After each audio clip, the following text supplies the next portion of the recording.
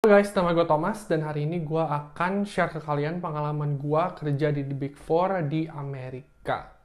Sebelum kita mulai, lihat intronya dulu.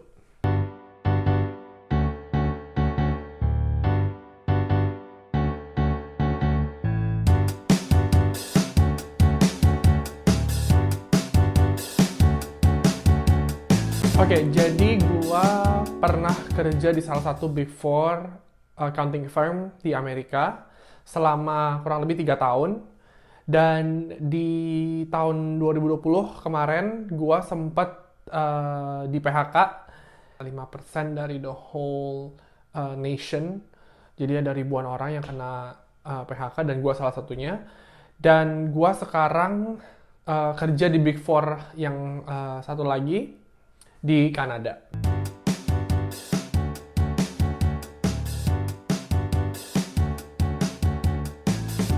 Jadi awalnya gue bisa kerja di Big Four itu karena gue dulu itu international student. Gue jadi sekolah di US dan tahun 2015 fall gue itu mulai apply internship. Nah, ketika gue apply internship itu gue harus apply ke company-company yang bisa sponsor international student. Company yang bisa sponsor international student itu nggak banyak. Biasanya itu adalah yang company besar. Jadi gue apply ke 4 company, semua Big Four-nya gue apply. Deloitte, PwC, KPMG, sama EY. Terus gue dapet interview untuk first round interview itu di 3 company, yaitu Deloitte, EY, sama PwC. Setelah gue interview di 3 company tersebut, gue cuma dapet satu second round interview, yaitu di Deloitte. Singkat cerita, gue dapat internship tersebut. Internshipnya itu di tahun 2016, summer, dan itu kurang lebih 2,5 bulan. Dan di akhir internship tersebut, semua intern, ada 10 orang, dikasih full-time offer untuk di tahun depannya. Jadi ketika gue selesai internship, gue dapat full-time offer, terus gue lanjut master gue setahun. Habis itu setelah master, gue langsung lanjut ke full-time di Deloitte.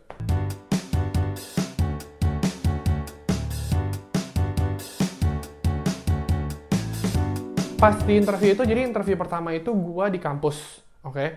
Itu ada partner yang interview gue. Jujur ya, gue gugup lah pasti. Gue gugup, gue nervous. Tapi gue cukup banyak latihan juga. Maksudnya latihannya tuh nggak yang gimana-gimana sih. Gue cuma kayak lihat YouTube, terus baca-baca kayak kira-kira pertanyaannya apa. Dan gue juga nanya-nanya teman-teman gue yang udah di interview. Lu ditanya apa aja? Susah nggak? Nervous nggak? Lu harus gimana? Tips dong, gitu-gitu. Gue nanya-nanya mereka. Dan puji Tuhannya gue lolos interview pertama. Nah, yang ke interview kedua ini kan gue tadi bilang, gue cuma dapat satu doang kan. Nah, sebenarnya tuh di 3 company tersebut, gue itu selalu kirim thank you email. Oke, jadi setelah gue selesai interview dengan para interviewer, dalam waktu 24 jam itu gue selalu kirimin email, to say, thank you for your time to interview me. I learned a lot about this position and about your role. Dan gitu-gitulah pokoknya gue kirim. Nah, di salah satu company ini, gue salah ketik company-nya. Jadi gue harusnya kirim ke EY, tapi gue tulisnya itu thank you for your time to interview me about the position at Deloitte. Jadi gue salah company dan gue kirimnya ke salah company gitu kan. Jadi itu gue nggak dapet. Itu gue udah tahu gue pasti nggak dapet. Dan ya udah pada akhirnya gue juga dapet di Deloitte gitu.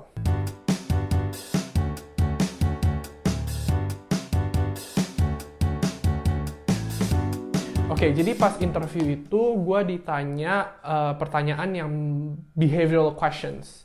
Jadi behavioral questions tuh maksudnya kayak, tell me a time when you're working, in a group project and one of your team members does not do their job atau kayak slacking gitu. Terus lu gimana? Biasa pertanyaan kayak gitu, nggak yang technical questions. Karena mereka kan emang interviewnya kan college student ya, jadi mungkin mereka kayak easy on them gitu. Dan juga gue waktu itu interviewnya itu gue cuman interview internship. Jadi gue nggak pernah ngalamin interview yang untuk full time offer. Setelah gue kayak di PHK kemarin itu dan gue apply ke Big Four yang di Kanada ini. Nah, jadi gue ditanyain behavioral questions dan cara gue jawab itu gue diajarin di kampus gue STAR method. Itu STAR method itu cukup cukup common lah Jadi situation, task, action, sama result. Jadi gue jelasin situasinya gimana, terus apa yang gue lakuin, terus hasilnya gimana, itu cara jawab gue.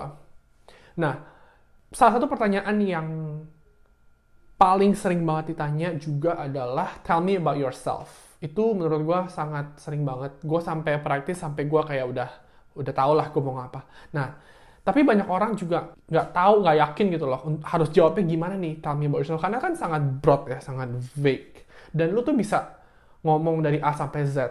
Tapi sebenarnya yang dia mau nanya itu adalah kualitas apa yang lu punya, yang lu bisa bawa ke company ini gitu. Itu aja sih inti dari jawaban yang harus kita jelasin gitu loh. Nah, dan juga cara kita jawab itu jangan terlalu lama, jangan terlalu singkat.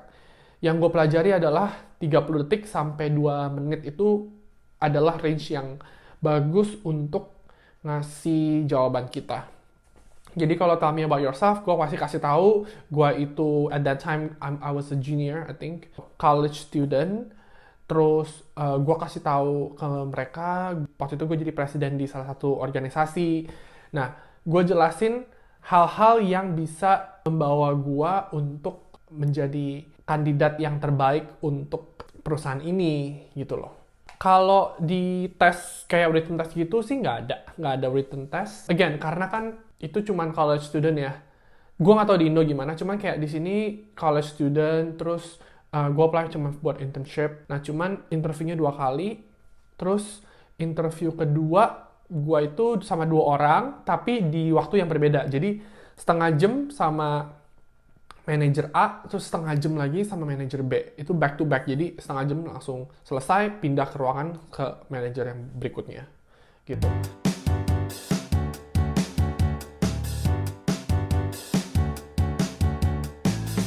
Gue akan jawab mengenai gaji, tapi cuma di internship gue aja. Untuk masalah full time, sebenarnya kalian bisa ngelihat di Glassdoor. Banyak sih kalau kalian Google tuh, kalian bisa dapet rate-nya berapa untuk posisi tersebut di company tersebut. Itu dikasih tahu. Nah, jadi kalian bisa kira-kira aja ya dari dari gaji internship yang gue dibayar. Internship gue dibayar $28.75 per jam. Jadi kalau internship itu dibayar per jam, tidak boleh overtime. Jadi seminggu itu 40 jam, sehari 8 jam, dah flat. Sebenarnya boleh overtime, cuman harus dapat approval aja dari manajer atau dari partnernya gitu. $28.75 itu belum dipotong pajak ya. Jadi sebenarnya yang tertera di offer letter 28,75, tapi yang gue dapat bukan segitu per jamnya. Karena kan harus potong tax segala macam. Terus yang kedua adalah 28,75 itu tidak pukul rata ya seluruh kota di Amerika. Itu cuma di kota yang gue berada aja, yaitu di Philly. Kalau misalnya di kota-kota yang lebih kecil, di state yang lebih kecil, itu menurut gue gajinya kayak lebih rendah gitu. Disesuaikan dengan cost of living di kota tersebut. Gitu. 28,75 itu menurut gue cukup besar. Gue dengar-dengar katanya Deloitte itu yang bayar paling tinggi di antara Big Four tersebut. Dan pada saat itu gue juga nggak bisa milih, tapi gue juga dapat yang terbaik. Ya udah, jadi kayak there's nothing for me to lose anyway gitu.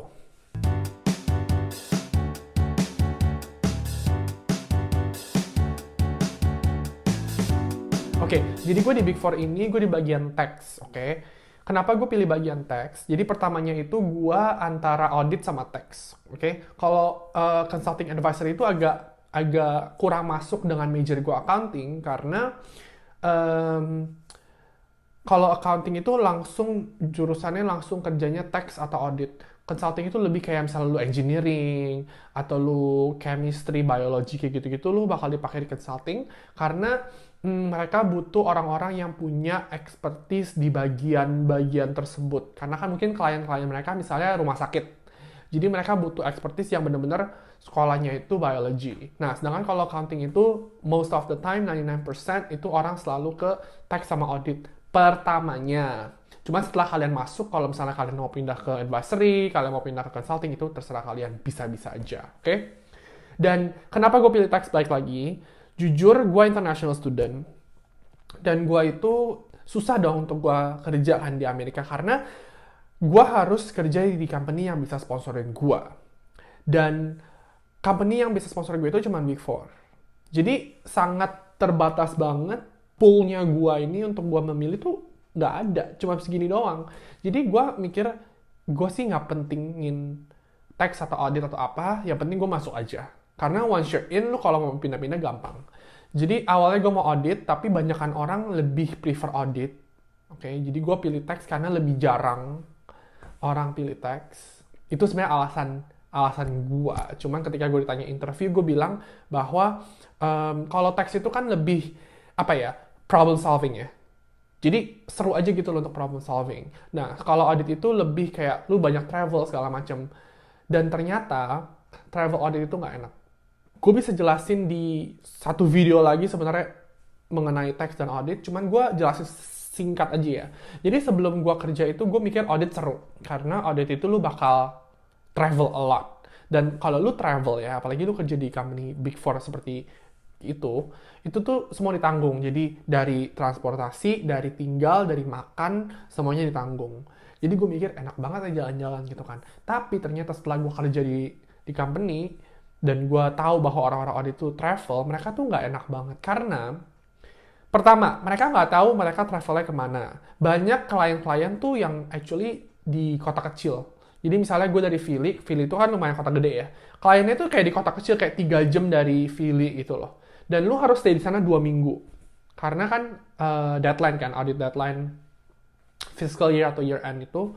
Jadi lu harus stay di sana 2 minggu atau bahkan berbulan-bulan. Tergantung kayak how big the projects are kan. Dan ketika lu di sana, lu itu duduk di satu ruangan audit bersama senior lu, manager lu, partner lu, semuanya ada di sana. Jadi kayak pertama lu nggak leluasa, ya dong. Kedua, lu bakal capek banget, bosan banget, lu duduk di posisi yang sama. Terus kayak lu nggak punya desk technically, karena lu cuma ada di conference room. Jadi lu dengan laptop lu dan mungkin portable monitor, that's it. Selama berbulan-bulan itu nggak seru banget. Sedangkan gue di tax, gue cuma di kantor doang, gue punya desk sendiri. Gue kasih lihat nih, ada desk gue, dan gue bisa kayak setup kayak desk gue mau kayak gimana, monitornya begini, terus peralatan apa yang gue mau taruh, terus ada kayak chips segala macem, kayak fasilitas dari perusahaan lah gitu. Yang kalau misalnya lu audit, ya lu nggak kerjanya di kantor, lu kerjanya di mostly di client side gitu.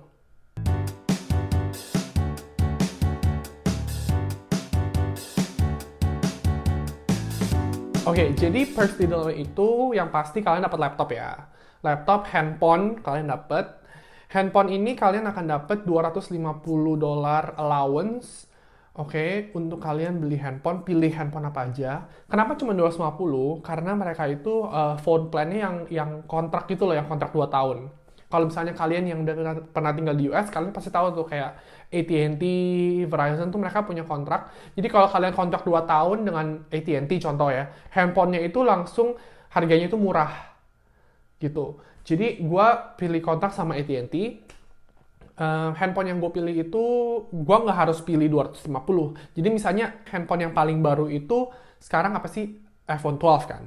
Nah, iPhone 12 itu misalnya $500. Kalau lu pilih iPhone 12, lu harus bayar 250 ekstra. Karena kan maksimum cuma 250, jadi lu tambahin sendiri.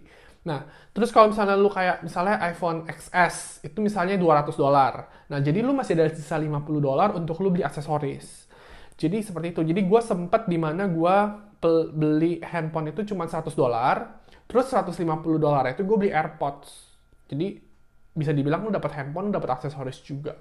Dan data plan-nya itu, kuota per bulannya itu dibayarin juga. Oke. Lu boleh pilih untuk pakai handphone pribadi juga boleh, dan itu akan dibayarin.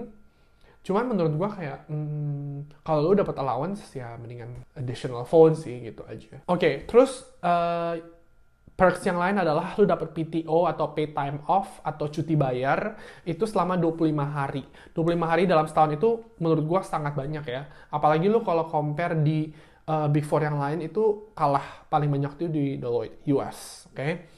Dari 25 hari itu 15 hari bisa di roll over ke tahun depannya, ditambah dengan public holidays, jadi libur-libur tanggal merah yang juga dibayar, itu ada 12 hari per tahunnya. Jadi bisa dibilang cuti bayar itu 25 hari plus 12 hari public holiday, jadi 37 hari per tahun itu kita basically dapat off dan dibayar. Which is sebenarnya good banget. Terus gue juga dapat $500 wellness subsidy. Jadi wellness subsidy ini adalah pokoknya apapun expenses yang lu punya yang berkaitan dengan wellness. Kayak misalnya fitness, atau misalnya lu pergi pijet, terus harganya segini, bisa diklaim. Apple Watch kan juga ada kayak yang fitnessnya itu kan, nah itu juga bisa lu claim. Nah tapi catch-nya adalah lu nggak bisa minta reimburse 100%, jadi cuma di reimburse-nya 50% dengan maksimum $500. Maksudnya misalnya gini, contoh, lu beli Fitbit $100 contoh ya, lu cuma bisa claim 50%, jadi lu akan di reimburse $50. Oke, jadi limit lu $500, udah dipotong $50, jadi lu masih sisa $450. Terus misalnya lu beli apalagi yoga mat, atau lu ke fitness, bayar fitness setahun misalnya $300. Lu claim reimbursement 50% $150. Jadi 450 potong lagi 150, seperti itu. Terus perks yang lain adalah meals reimbursement untuk after working hours atau overtime.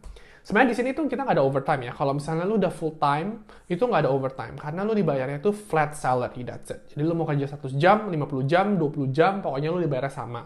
Cuman kalau misalnya lu kerja lebih dari 11 jam per hari, oke, maksudnya kerja 11 jam itu adalah you have 11 client service hours yang lu charge ke klien nih 11 jam per hari, lu bisa claim dinner atau lunch, terserah. Dan kalau sistem di Deloitte itu, ini gue berbicara berdasarkan pengalaman gue ya. Di bawah $75 itu nggak perlu receipt gitu loh. Misalnya lu beli food truck gitu, kadang-kadang kan lu kalau beli food truck, makanan di food truck itu kan nggak dapat receipt. Jadi lu nggak perlu attach, nggak apa-apa gitu. Terus lu juga dapat Amex Corporate Card juga. Nih guys, gue kasih lihat Amex Corporate Card gue. Ini dulu ya. Ya, jadi kayak gini kira-kira. Kayak gini kira-kira ya Amex Corporate Card-nya. Lu dikasih ini, setiap orang dikasih apapun levelnya. Intern juga dikasih, jadi gue dapet ini. Dan lu misalnya gesek, ya udah, jadi lu nggak perlu attach receipt karena kan emang udah ada di situ. Lu jadi tinggal submit aja untuk di reimburse gitu. Jadi company-nya akan bayar makanan yang udah charge. Perks yang lain adalah trainings di Deloitte University. Deloitte University itu tuh keren banget. Ini gue juga bakal taruh foto-foto yang gue ambil juga di sini.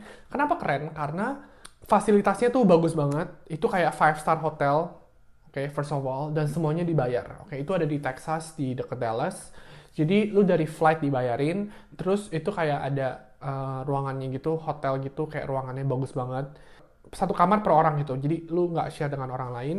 Terus banyak fasilitas-fasilitas yang sangat bagus banget. Semua makanan itu, makanannya bukan makanan kelas bawah guys. Makanannya bener-bener steak pagi itu kayak lu ke hotel buffet gitu loh. Kayak, aduh keren banget deh. Pagi itu ada smoothie station, lu bisa ini. Terus ada malamnya steak, siangnya ada salmon. Banyak deh, terus banyak cuisine juga. Kayak misalnya lu vegetarian, ada yang halal, ada yang Asian, apa yang macem-macem. Bagus banget, kayak lu makan sampai gila banget. Dan juga dia ada barnya. Barn itu kayak apa ya, kayak di Texas itu kan kayak rumah-rumah kayu gitu kan. Nah itu juga ada makanan lagi, itu juga enak-enak banget. Terus ada Starbucks juga, bebas lu mau Starbucks sehari 100 kali juga bebas. Terus ada snack-snack di setiap corner-corner tuh, ada snack, ada Häagen-Dazs, ada beef jerky. Gue paling suka beef jerky, gue selalu ngambilin pulang gitu. Jadi kayak gue berangkat, koper gue kosong, pulang koper gue kayak 2 full. Terus itu enak-enak. Apa ya? Mereka tuh benar-benar invest in the professionals lah.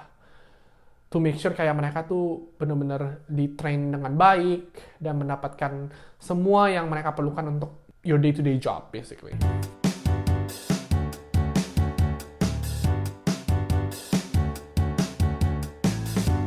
Jadi gini, gue itu kan di bagian tax, oke? Jadi tax tersebut itu ada service line-nya sendiri, oke? Jadi ada business tax service, ada multi-state, ada GS, ada NFTs, ada banyak gitu loh. Jadi ada cabang-cabangnya kan. Nah, gue itu yang di bagian business tax. Business tax itu basically semua kayak corporation, partnerships, individual juga tax return yang gue kerjain.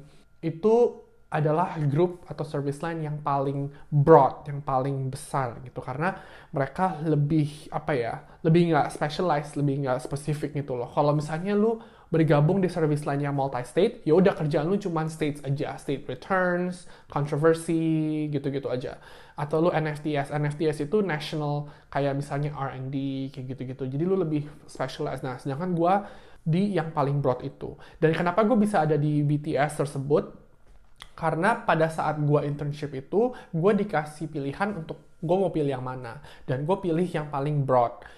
Karena gue mikir gini, kalau misalnya gue langsung di specialize, gue ketika gue keluar itu gue terlalu niche gitu loh, terlalu ya udah gue cuma bisa kerjanya di daerah itu doang. Sedangkan kalau gue di grup yang broad, gue udah pernah belajar A, B, C, D, E, gue mau keluar tuh lebih gampang. Banyak kayak channel-channel yang gue bisa telusuri kan nanti ke depannya untuk exit plan-nya asik. Seperti itu. Jadi gue bergabung di grup yang paling gede, di cabang di tempat fili gue itu paling besar juga. Ada 50 orang lah. Semuanya di service line gue doang loh. Itu yang paling gede. The whole tax itu kalau nggak salah 250 orang. Jadi di grup gue 50 orang. Cukup gede.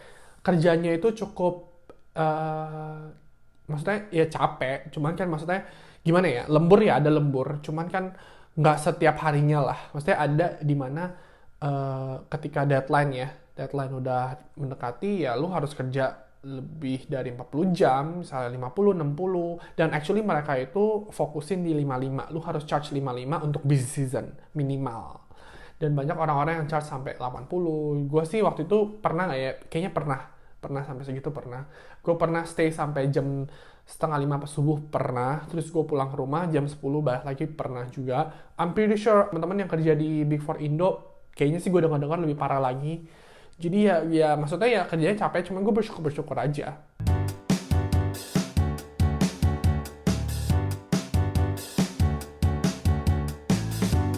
Foto ini adalah foto di mana gue lulus. Jadi di tahun 2017 ini gue lulus master, dan ini teman-teman gue.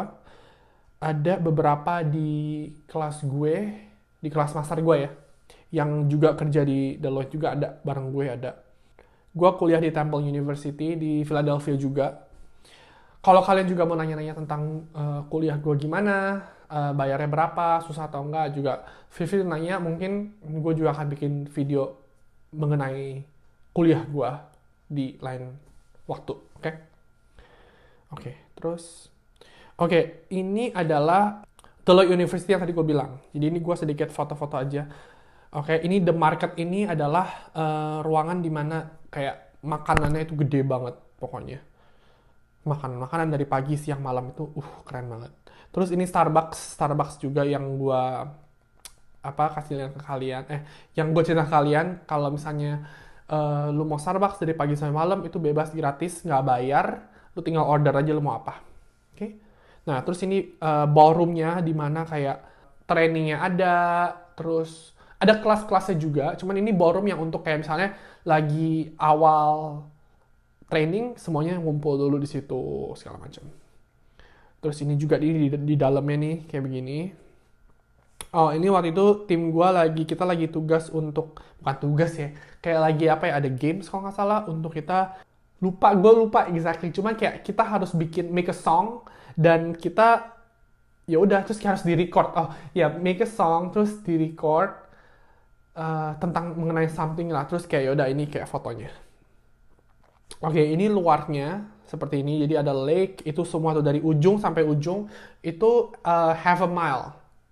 Bukan half atau quarter mile, gue lupa, dari ujung ke ujung lu jalan. Terus ya ini pohon-pohonnya di Texas juga cuacanya sangat-sangat enak juga ya.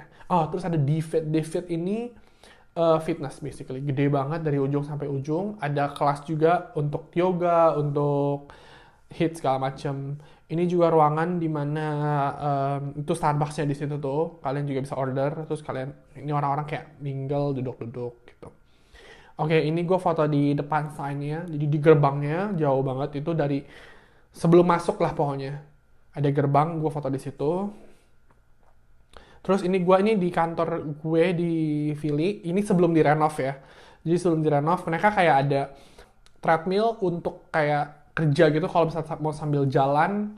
Misalnya kalian ada webcast, call meeting, jadi kalian tinggal taruh sini terus kalian sambil dengerin, sambil workout, sambil treadmill bisa.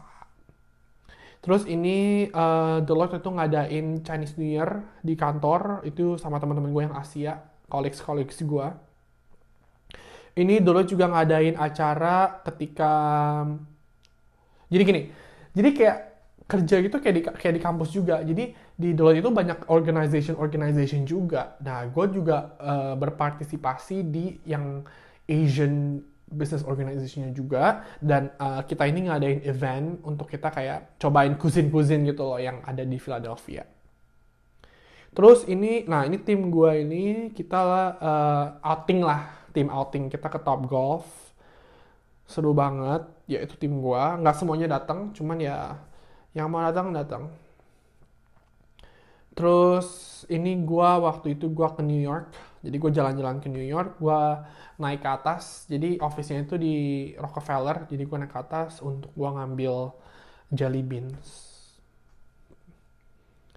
Terus ini itu yang di Deloitte University. Jadi itu ada, waktu itu nih gue ada perginya yang pas, lupa ya, pokoknya gue pergi internship sekali, pas full time juga pergi, dan mereka itu ngadain kayak games night gitu loh. Jadi bisa poker, bisa yang lain-lain segala macam, seru banget. Terus kayak alkohol juga free flow. Terus ini di The Barn yang tadi gue bilang, jadi kayak bisa karaoke night, ada ini quiz kayak gitu, makanannya juga mantap segala macam. Nah, ini audit yang tadi gue cerita itu sedikit. Kayak audit lu tuh cuma duduk di situ doang. Lu duduk di situ dan ya udah, berminggu-minggu lu di situ doang. Kayak nggak leluasa banget, lu kerjanya juga kayak dikontrol, diliatin, itu gue nggak suka banget. Jadi meskipun gue di teks, gue juga ada ngerjain audit ya kayak. Jadi di setiap audit engagement itu kan kita juga audit teksnya kan. Jadi ketika bagian teks diserahkan kepada tim yang teks. Nah, jadi gue berpartisipasi, cuman nggak seintens bagian audit karena kan gue cuma ngurusin audit teksnya aja. Oke, ini cubes gue ketika gue birthday di dekorin gitu sama teman-teman. Ini yang di kantor yang lama ya. Jadi mereka sempat renovasi gitu. Ada nggak sih yang renovasi? Oke, ini waktu itu deadline banget. Jadi kita sampai senior gua, kita ngumpul, bener-bener kita ngerjain bareng-bareng. Sampai 10 monitor itu kalau nggak salah, kalau kalian lihat. Itu begitu. Terus ada juga yang kantor tuh sempat juga direnovasi, jadi open space, jadi bagus banget. Gue juga sempat Snapchat juga, nih gue bakal kasih lihat juga. Itu yang baru sih keren banget sih. Mereka bener-bener put in the budget untuk benar-benar di redesign gitu kantornya. Itu benar-benar bagus. Terus mejanya juga standing desk yang baru, modern banget, fasilitasnya juga keren-keren, seperti itu.